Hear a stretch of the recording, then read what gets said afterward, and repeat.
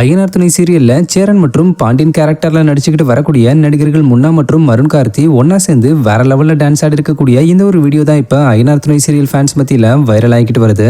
ஆக்சுவலா விஜய் டிவில இப்ப பலரும் விரும்பி பார்த்துக்கிட்டு வரக்கூடிய ஒரு சீரியல் தான் ஐயனார் துணை.